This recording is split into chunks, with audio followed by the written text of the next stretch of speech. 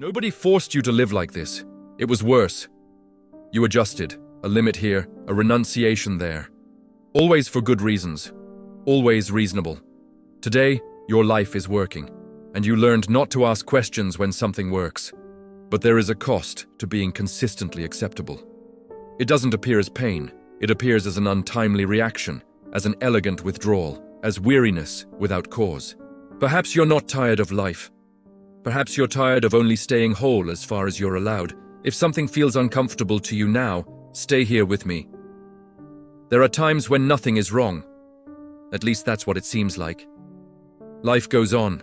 Things work out. People respond. You deliver. You solve problems. You sustain them. And yet, something doesn't fit. It's not obvious sadness. It's not an open crisis. It's a low, continuous, almost polite annoyance. A feeling that if you stop for too long, something will appear. You realize this when everything is going well, exactly there. When there is no reason for sabotage, no excuse for chaos, or visible drama to explain the unease. It is at this point that the most dangerous unease arises. Because she doesn't scream. She observes. You follow your routine, converse normally, and laugh when you need to. But there's a second plan happening inside. Something that is not satisfied with the stability you have built. It's as if a part of you isn't convinced that this life is really yours. As if it were merely operating within an agreement that was never fully chosen. You try to ignore it. So, what exactly is there to complain about? Nothing collapsed. Nothing was missing, obviously. Nothing went wrong enough to justify the wait. And yet, the body knows. The reaction comes before the explanation. An untimely irritation. A curt response. A dismissal without a clear reason. A sudden urge to spoil the mood, change the subject, create distance. It will pass. And you continue. But something was recorded. Because deep down, you realize that it wasn't the world that caused it. It was internal. It was automatic. It was prior to the decision. And the most uncomfortable thing isn't the reaction itself. It's the silent suspicion that arises afterward.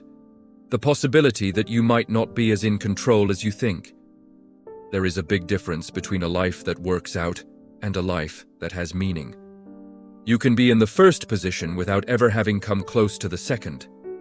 The problem is that, from the outside, everything is deceiving. Results appear. People recognize them. The routine becomes organized. And this creates a dangerous shield against the right question. You start telling yourself that everything is resolved, that has matured, what he learned from the past. But the repetition doesn't disappear.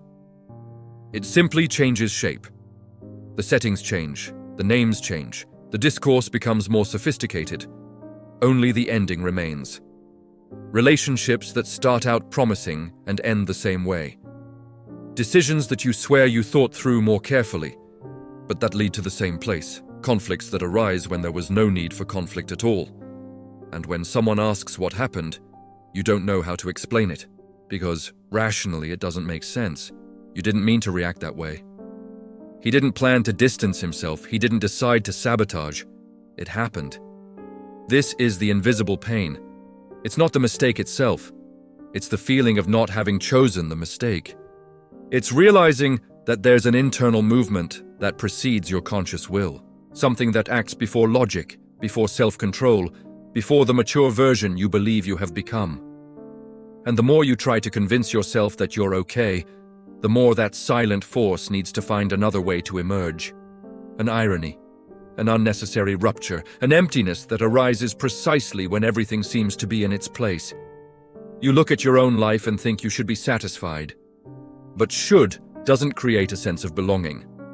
Functioning is not the same as inhabiting, and this difference starts to take its toll when you insist on calling it normal. Because what is not named does not disappear. He moves, and it starts acting for you, while you believe you're making all the decisions on your own. Carl Jung described something that goes exactly past this point. He called it a shadow, not as a poetic metaphor, but as a real psychic structure. The shadow is everything you had to reject in order to continue belonging. Traits, impulses, desires, aggressiveness, fragility, ambition, need. everything that didn't match the image they expected of you. It wasn't a conscious decision. It was an adaptation. At some point, being whole became too expensive, so you chose to be acceptable, and that which did not fit into that version was pushed out of the realm of consciousness. Not resolved, just hidden. Jung asserted, in a conceptual reading, that what is not made conscious does not disappear. Returns as destination, not because the world is conspiring against us, but because the psyche demands expression.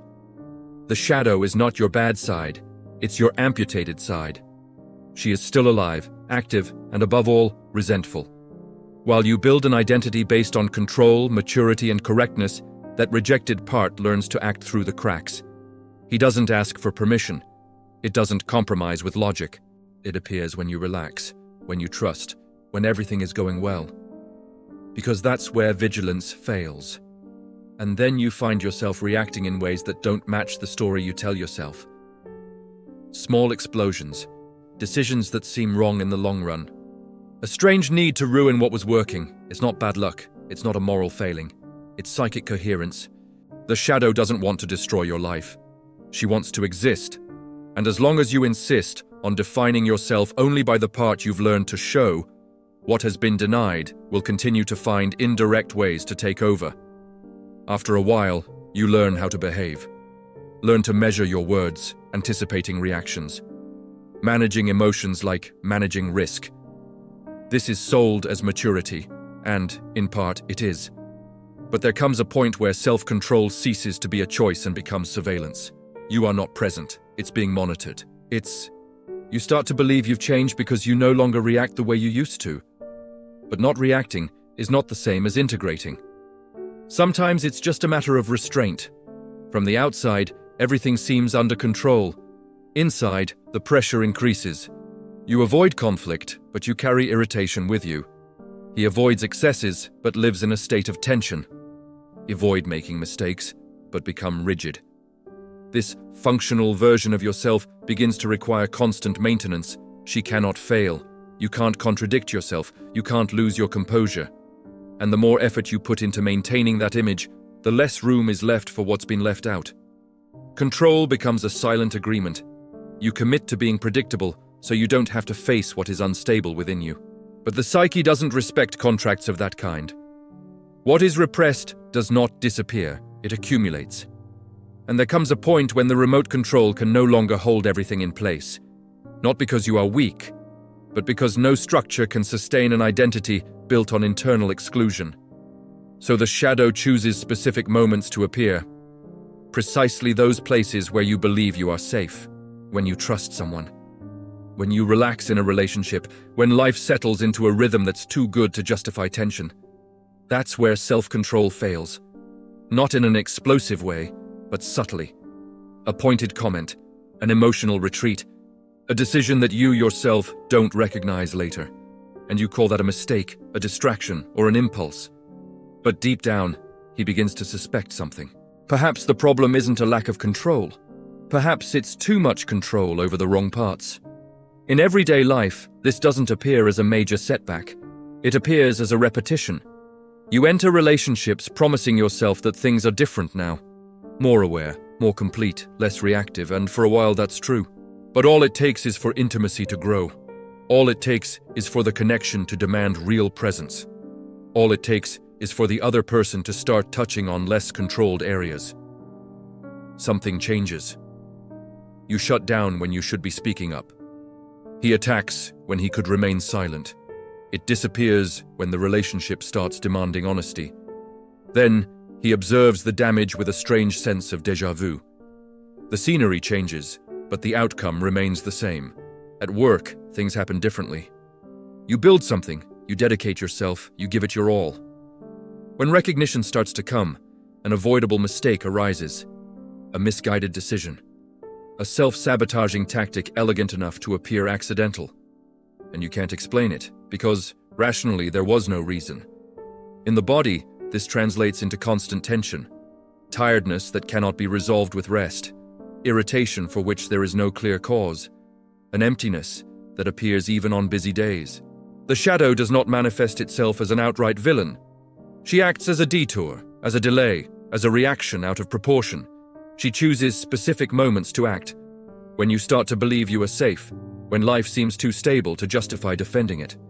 That's where the pattern returns, not as an identical repetition, but as a variation of the same conflict.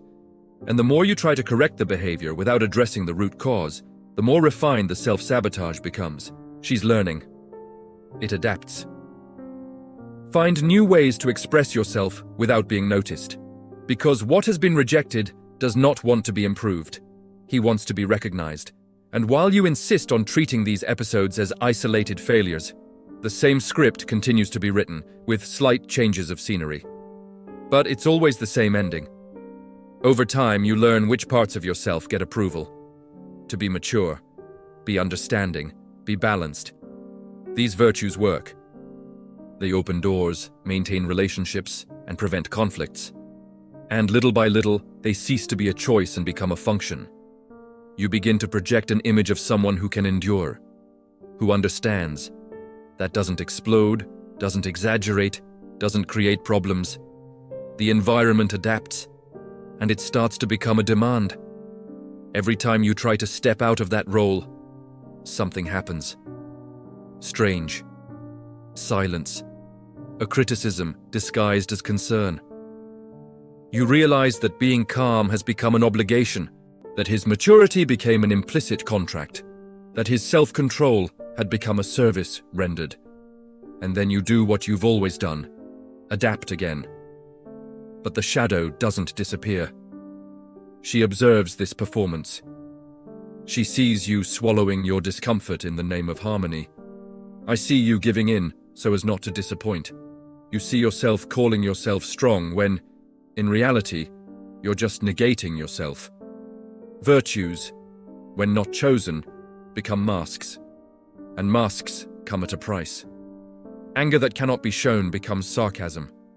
Sadness that doesn't fit becomes detachment. A need that is not acknowledged becomes an indirect burden. You continue to receive praise, responsible, reliable, difficult. But something begins to harden inside. Because the shadow refuses to be erased in the name of a good image. She doesn't want to destroy her virtues. She wants to stop being sacrificed to support them. And the more you insist on being only what works, the more power you give to the part that will, at some point, sabotage the entire system. Not out of malice, but due to exhaustion. There is a price to pay for maintaining this arrangement. He doesn't appear all at once. It accumulates. You start to feel like you're always a little disconnected from your own life. It's as if I were occupying a space that works, but doesn't belong to me. Nothing falls apart, but nothing gets any deeper. The relationships continue, but something feels superficial. The achievements come, but they don't settle. The cost is silent. You begin to distrust your own reactions. He mentally reviews conversations. He wonders if he overreacted, if he was unfair, if he ruined everything again. Constant self-doubt is not humility. It's an internal division. A part of you tries to maintain control. Another continues to push for space, and you're left in the middle, managing a conflict that was never recognized as such. The body starts to pay the price. Mild insomnia, permanent tension, a feeling of alertness even when there is no threat. The mind too, circular thinking, excessive anticipation. A strange need to foresee everything so as not to be caught off guard by oneself. But the greatest cost is neither physical nor mental. It's existential. You begin to live in fear of relaxing yourself. Because he knows that when he lets his guard down, something gets away. So keep yourself busy, productive, pay attention. But that requires energy. And the energy that goes into sustaining a partial identity doesn't go towards creating something new. As long as you insist on being only the version of yourself that you've learned to function, life becomes narrow, predictable, controlled. And the shadow understands the message. If there is no conscious space, it creates disruption, not to punish, but to force contact, because continuing as before seems safe.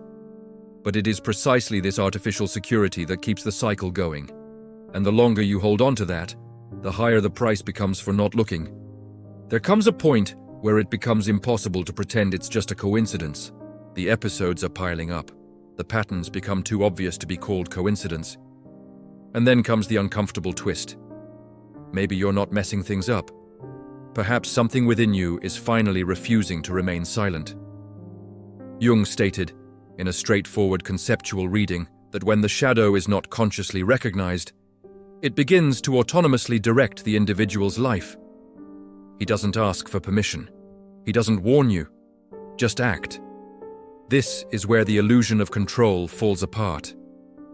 You realize that that reaction wasn't a choice.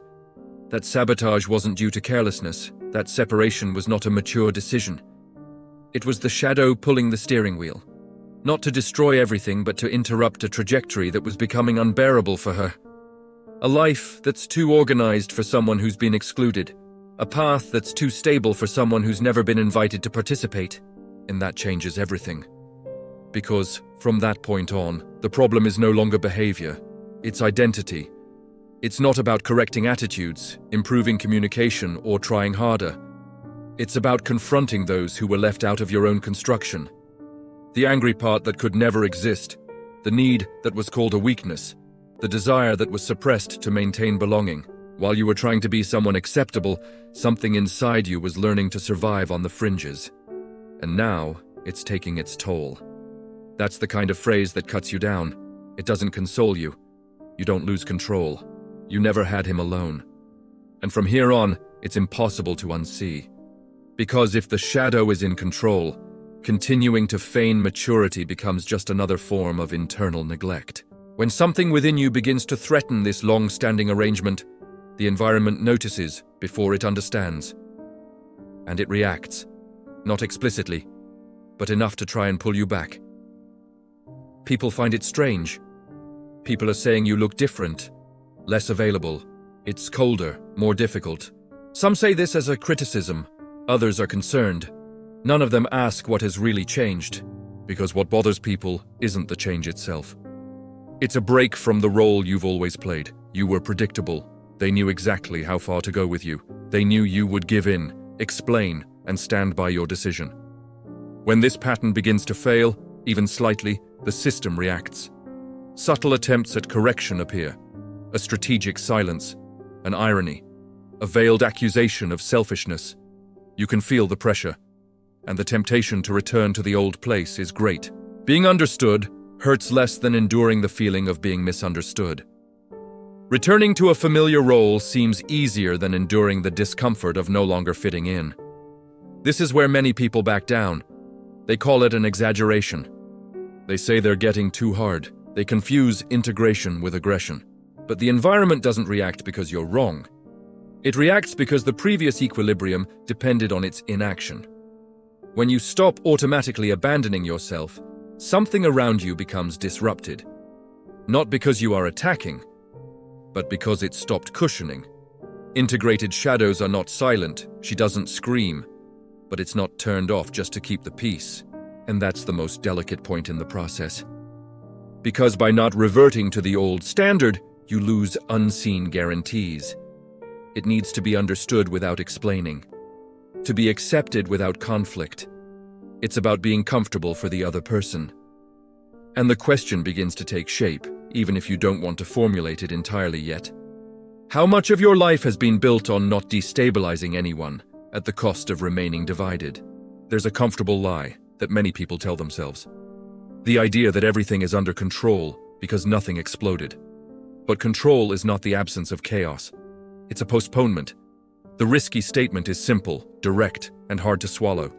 What you avoid looking at continues to decide for you. While you try to fix behaviors, something deeper continues to operate. While you improve the form, the content remains untouched. And that's why the ending keeps repeating itself, even when the beginning seems promising. It's not a lack of awareness, it's an over-adaptation. You learned to function so well that you forgot to exist as a whole. And now you pay the price for maintaining an identity that doesn't encompass all that you are. If you remain here, listening to this without looking away, it's because something no longer accepts automatic repetition. It's not curiosity. It's annoying.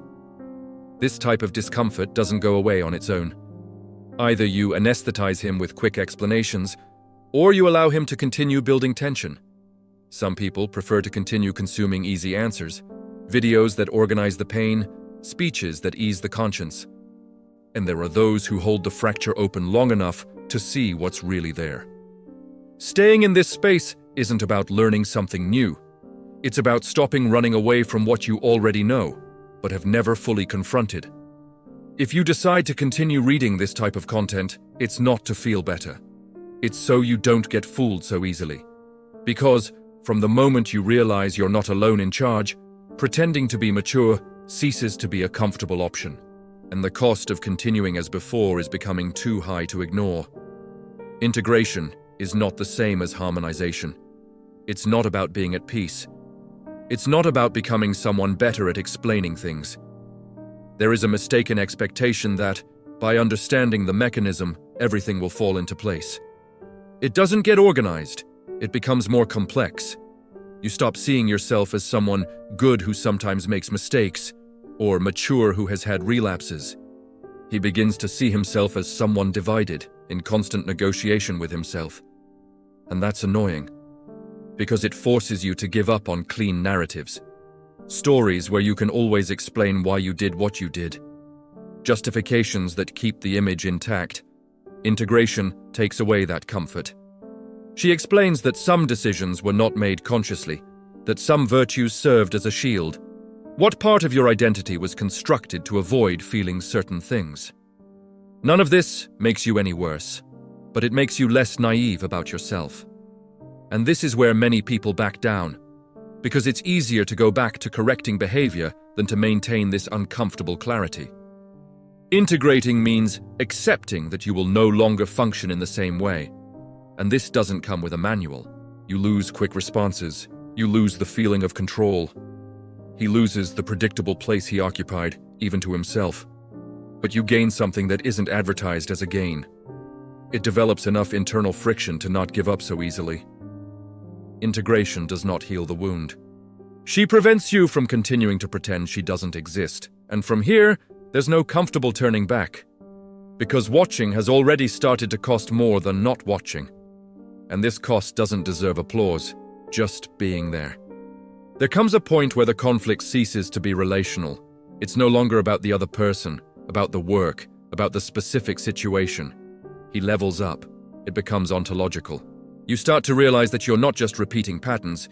It is upholding an identity constructed for survival, not for a complete existence. What you called maturity was, in many cases, restraint. What he called balance was, at various times, internal silencing. And what he called "this is who I am" was an old agreement that was never revised. Integrating the shadow doesn't transform you into a better version of yourself. It transforms you into a less fake version of yourself. And that requires a change of identity. You stop being the one who works and continue being the one who provides the support. Who can stand it? Who can stop us? This is the rite of passage that almost no one names. The moment you realize that staying the same is more expensive than facing the fracture. There are no promises here. There is no elegant solution. There is loss. Loss of predictability. Loss of automatic approval. Loss of the coherent image you learned to protect. It is in this territory that the real work begins, not as a matter of personal improvement, but as a confrontation with that which has always decided for you behind the scenes. This issue often arises in readings that don't organize the experience very well. Some recognize this in the book The Forgotten Agreement by author Luciana Santos, not as a solution, but as an uncomfortable reflection of internal contracts that were never renegotiated. The mention usually pops up in pinned comments, almost like a leftover for those who can no longer feign distraction. If you've made it this far, it wasn't out of curiosity. It's because some part of you can no longer accept repeating the same ending, believing that you've changed the beginning. And this is where the question ceases to be psychological and becomes existential. Who do you need to continue being, so you don't have to face those who were left out of your own life? If this question bothered you more than it clarified things, please leave a comment describing how it resonated with you, not as an answer, but as a sign that something finally began to no longer accept silence.